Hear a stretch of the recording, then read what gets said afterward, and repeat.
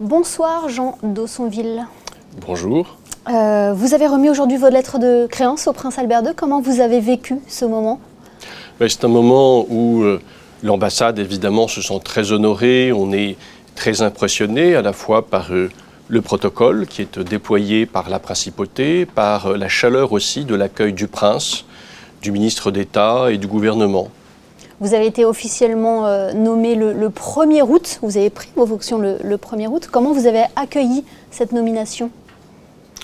Avec beaucoup de bonheur parce que en fait je ne connaissais pas Monaco, je sais que la relation est extrêmement proche entre la France et Monaco.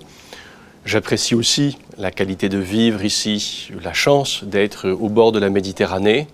Et puis je sais aussi que j'arrive à des moments qui sont importants pour Monaco et sur lesquels la France, en tant qu'amie de toujours, peut éventuellement se rendre utile. Et donc j'espère que j'arriverai aussi à me rendre utile dans ma mission. Quelle définition vous donneriez à votre rôle d'ambassadeur? Il y a une première fonction que remplit l'ambassadeur de France ici, qui avec son collègue italien est l'ambassadeur permanent, c'est de reconnaître officiellement et de manière permanente la souveraineté de Monaco. Ça, c'est extrêmement important. Les choses ont changé de ce point de vue-là depuis le traité de 2002. Monaco s'est aussi développé dans la communauté internationale, donc c'est important de reconnaître et de soutenir cela.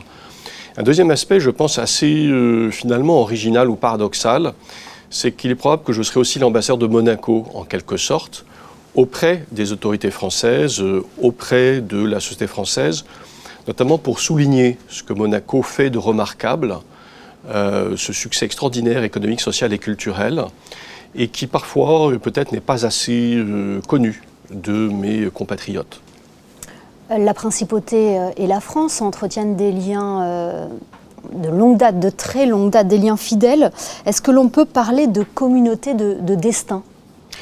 Communauté de destin, oui, c'était les mots qu'avait utilisés le général de Gaulle à l'époque, les mots qui ont été repris, d'ailleurs j'ai vu encore très récemment par le président du Sénat, Gérard Larcher, lorsqu'il recevait une délégation du Conseil national.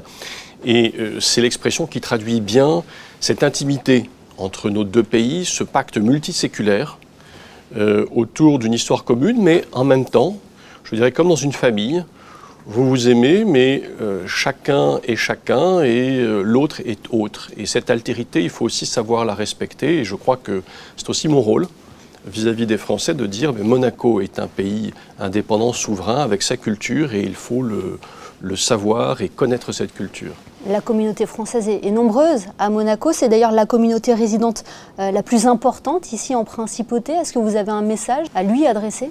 La grande attention qui est accordée par le gouvernement français à la communauté française, qui fait partie historiquement de l'histoire du pays.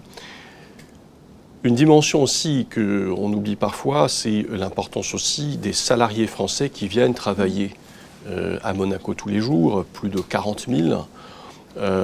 Et du coup, l'importance aussi attachée au sujet de coopération transfrontalière qui sont indispensables pour les ambitions de Monaco, mais aussi pour améliorer la vie quotidienne des Français qui viennent travailler à Monaco. Vous étiez auparavant directeur général du domaine national de Chambord, un véritable joyau du patrimoine français. Est-ce que c'est fort de cette expérience et de vos expériences passées que vous arrivez ici en Principauté? Chambord, c'est une expérience à part parce que c'est un lieu un peu hors du temps et c'est un lieu du génie, donc c'était une grande passion. Mais c'est un lieu qui vous amène à toucher beaucoup de sujets que vous pouvez retrouver ici. Par exemple, les questions de biodiversité, l'environnement, la nature, la question aussi du tourisme, l'accueil des publics. Quand vous accueillez plus d'1 million de visiteurs par an à Chambord, vous vous posez la question des transports, de la qualité des services, de la qualité de l'accueil. Aussi quelque chose de tout simple, mais l'équilibre d'un budget, qui évidemment est à toute autre échelle, à l'échelle d'un État comme Monaco, mais qui malgré tout est une préoccupation monégasque, préoccupation d'autonomie et d'indépendance. Et puis vous avez quelque chose de commun, et quelque chose que moi j'admire beaucoup à Monaco, c'est ce sens de la destinée. Monaco, les 7 siècles d'histoire des Grimaldi, l'idée que vous êtes là, que vous vous projetez dans l'avenir et que vous dites que dans 1 siècle, 2 siècles, 3 siècles, vous serez toujours là. Et Chambord, qui a 5 siècles d'histoire, vous avez la même responsabilité, la même préoccupation. Et c'est pour ça que je suis heureux d'être ici, pour revenir à votre question, parce que philosophiquement, finalement, je retrouve beaucoup de choses dans la destinée de Monaco qui m'avaient amené, par passion, à venir à Chambord. Bien, merci beaucoup, Monsieur l'ambassadeur, d'avoir été avec nous sur Monaco Info pour votre première interview. Merci de m'avoir reçu.